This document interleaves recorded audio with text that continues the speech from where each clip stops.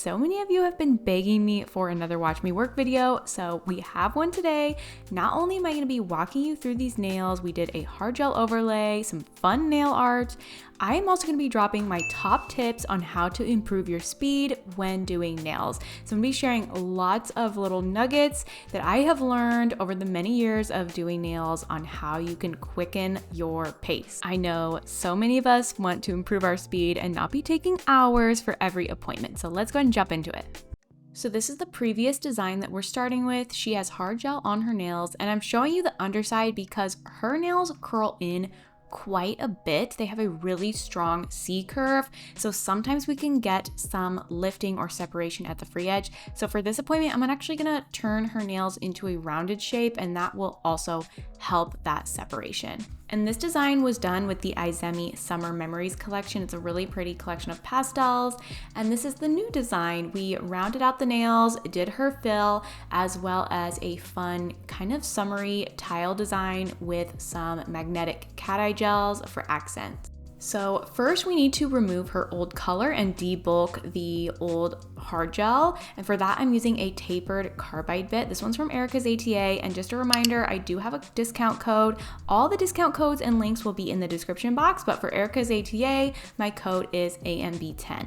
So this leads me into my first time-saving tip, which is making sure to use good quality removal bits. Well, good quality bits in general, but especially when we're doing the removal, we wanna make sure they are good quality and that we replace them regularly because they can get dull. And if you're using a dull bit, what's gonna happen? It's gonna take way longer. You're also going to experience more heat, or your client will. And also making sure we're using the right bit for the job. So with hard gel or gels in general, they're usually a softer material, so a medium works great. I will switch to a coarse if I'm removing something like encapsulated glitter or something super thick, doing a lot of debulking, but coarse is usually good for like acrylic because it's a little bit of a harder product. But for gel, I find a medium is perfect. This is one of my favorite bits to use for removal because it has a rounded top. So if you accidentally touched your client's skin with the top of the bit, it's not going to hurt them. It's nice and soft. There's no teeth at the top of the bit, and it's also tapered in. So for me, it kind of makes it a little bit easier to see around it. It's not, you don't have to use this big, giant, scary bit. So great bit to use. And then you'll notice that I actually timed myself just to see how long it took me to do one nail. And it was just over 40 seconds, so about 41 seconds. And if that was all 10 nails, you would be at around 7 minutes or just under 7 minutes. So I think if you're just doing a standard removal, you don't have a lot of lifting or a lot of bulk to go through, about 10 minutes or less is a good spot to aim for the removal step. Also make sure to use it at a high speed. For removal, I am anywhere from like 25,000 to 30,000 RPM. So the highest that my e-file will go, that's what I do for removal. You want it to be fast because it will cut through the product quicker and you actually will cause less heat. You won't have to be using as much pressure. The bit will just kind of glide along the product and remove it really easily like butter. If you're using it at a low speed, it's gonna take you a really long time.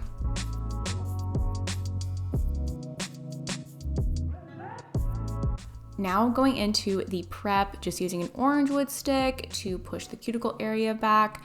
And then I am using a sanding band, and this is a medium grit sanding band with the adjustable mandrel from Erica's ATA. This is a good mandrel for easy on and off, getting the sanding band on and off. It's really great. And I'm just smoothing out the old product and then going over the natural nail a little bit just to prep it, give it a little bit of texture so that it's ready for our gel. Now I love a good flame bit for my cuticle prep, and I'm using the one from Erica's ATA. This is the Rocket Flame, and this is in medium grit, I believe. And I use this at about 12,000 RPMs, around there, working that bit in forward, and then I'm gonna work it in reverse so I get it really nice and clean over the entire cuticle area.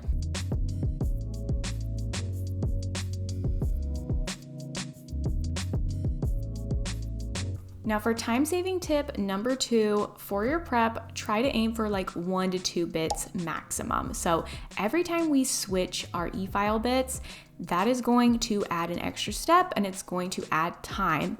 So if you can keep it to about 1 to 2 bits maximum, that'll save you a lot of time. You can actually do multiple different jobs with a lot of different bits. So try not to use like 5, 6 bits. It's just gonna add so much extra time to your service. Now I'm shaping the nails. Again, I wanted to round out her nails a little bit more because she has such a strong C curve. And if we do square, we tend to get some of that free edge separation, and round will kind of remove those corners and help a lot of that. So I was like, let's switch to round today. And it looks really, really nice on her hands as well. So here you can see how far that C curve curls down. That's the ones that I haven't quite shaped all the way yet. And when doing this, you want to make sure you are filing at an angle underneath of the nail so that you don't create notches on those sides and damage the growth points on the sides. So I did post a reel about that, kind of showing you exactly how to do that if you want to check that out. So I'm just shaping the nails and refining the old product, kind of smoothing it out a little bit. And for my speed tip number 3 is to develop a routine. So this is going to help you so much. When you develop a routine, doing nails is going to become like second nature, and you won't have to ask yourself, what do I do next? Every time you have to ask yourself, what do I do now? That is going to cost you so much time. Once you figure out a routine and you do that for every single client, the speed is going to come. So sometimes that just takes practice and doing nails again and again and again. And once you get that routine in, you won't even have to think. It will literally just come naturally to you of what to do next.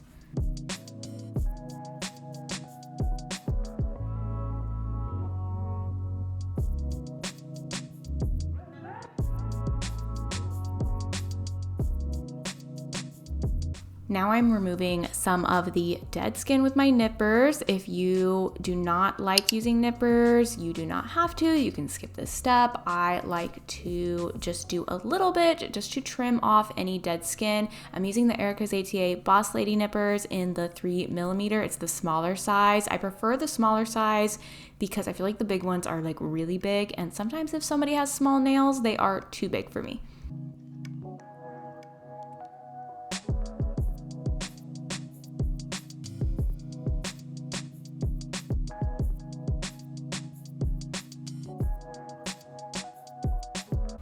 Now I'm using the Big E, again from Akzentz, just to polish the skin, just to make it nice and smooth and clean. And this is gonna help prevent hangnails. It's just gonna give an overall cleaner look to the manicure.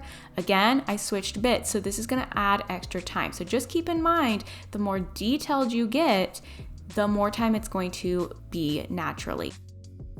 If you are trying to do a full-blown Russian manicure that is super detailed, then it's just gonna take longer. Like it just is. That's why manicures cost way more than a regular manicure, because of the amount of time it takes. So you can't do a full Russian manicure in like 10, 20 minutes. Just keep that in mind.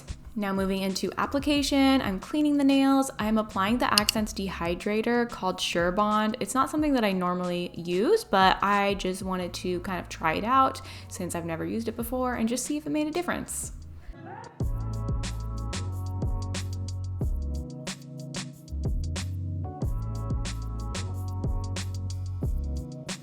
For my hard gel, I'm using the Akzentz hard gel. This is in the shade SW1. It is probably my favorite shade of all of the colors that they offer for the Trinity hard gel. Trinity is a base, build, and a top coat in one. So you don't need a separate base coat. You can use one of their more flexible base coats like X Bond if you needed to add a little bit more flexibility to the natural nail. However, she has really nice, strong natural nails, so the hard gel by itself works great. This gel does have quite a bit of a heat spike, which I get asked about sometimes. So for that, use a lamp with a low heat mode, the Akzentz Hybrid Pro 2.0 lamp. The new one that just came out has a low heat mode. You can also have your client go in and out of the lamp to kind of lessen that heat so they don't feel it as much. And some people are just a little bit more prone to it if they have naturally thinner nails, and also making sure to not use too thick of layers as well.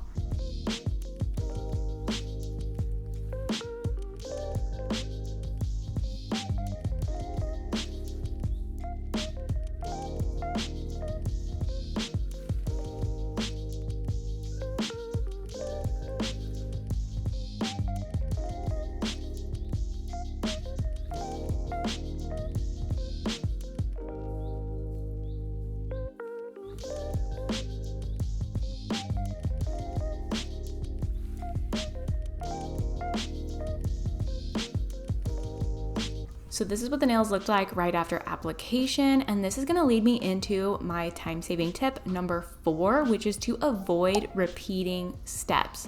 So I kind of repeat a step here because after the application, I go in, my perfectionist brain is telling me, no, this isn't good enough. I need to still refine them a little bit. So I did go ahead and refine them with a file, just the free edge, and then I went in with a buffer over the top because the surface was perfect. I just felt like I could see a little bit of imperfections in the free edge shape. So my biggest tip is if you are going to finish file the nails, don't worry about the exact shape before you apply the product. Don't worry about making sure that it's perfect because you're gonna finish file it anyways, and you don't want to finish file twice. If you're not gonna finish file after application, then yes, make sure you get that shape perfect before you apply your builder hard gel. So learn from me, I probably didn't need to take that extra little step, but my perfectionist brain was telling me that I did. However, because I did work on my application and make sure that it looked great, all I had to do was buff the surface after I refined the free edge a little bit. So it really didn't cost me that much extra time, and I just felt like it made the nails look just perfect.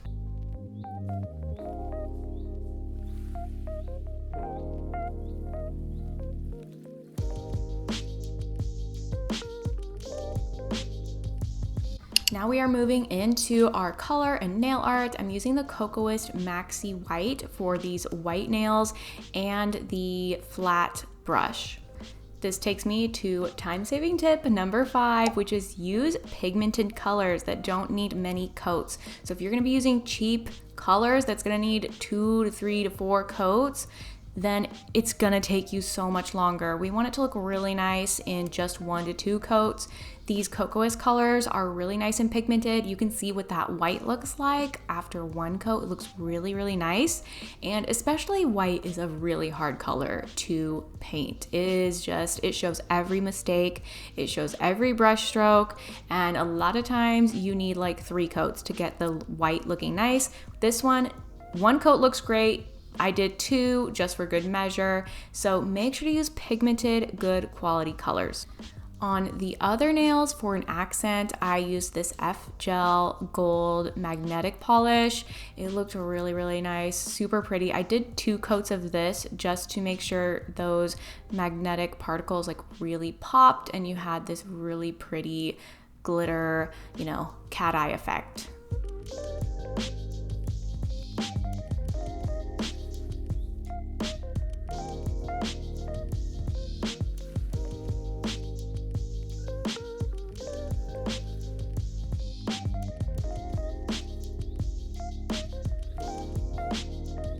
For the nail art, I am using a gel paint for these like really fine thin lines, and I'm also using a gel polish from F-Gel, that royal blue that's on my desk, and that works better for like bigger areas or dots or flowers and things like that. So I'm using kind of a combination of both, but they are the same color.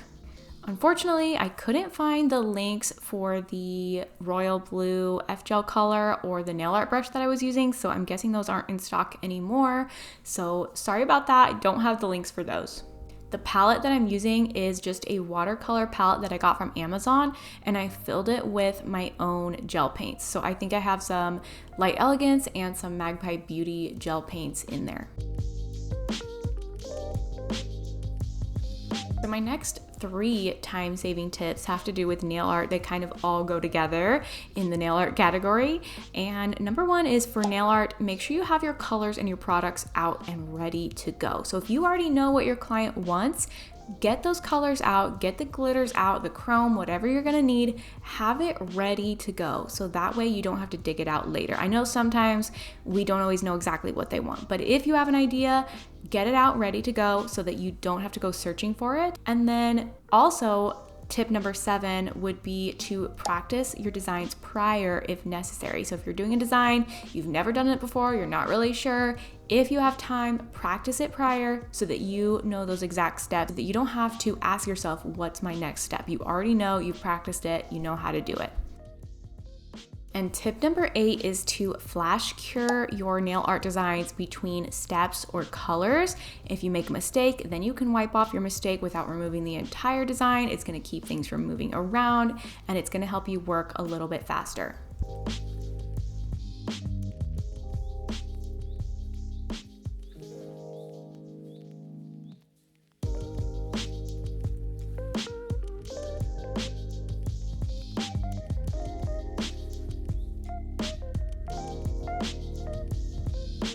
Once my nail art is done, I'm finishing off with the Kokoist Ultra Glossy Top Coat. This is one of my favorite top coats. It's a nice medium viscosity, so it's not super runny and it's not super thick either.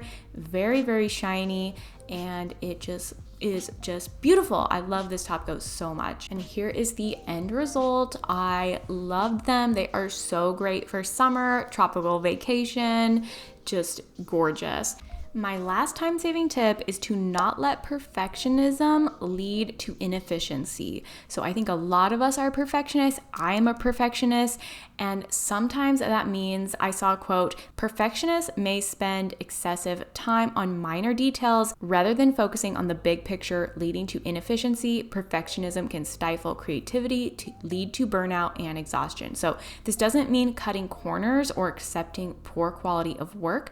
It just means to know when to stop and to move on instead of spending unnecessary time on a minor thing that will not impact the final result. So something I have to work on as well, but a lot of times what costs us so much time is because we are so focused on this tiny little thing that is not even going to impact the final look or result. So knowing when to stop, move on, and continue the process. So I hope these tips helped you. If you have a tip of your own that you have learned, please drop it in the comments, because I know so many of us want to speed up our work. So please don't keep it to yourself. Put it in the comments, share it, and we can all learn from each other. Don't forget to subscribe for more nail related content, and I will see you guys in the next video. Have a great day.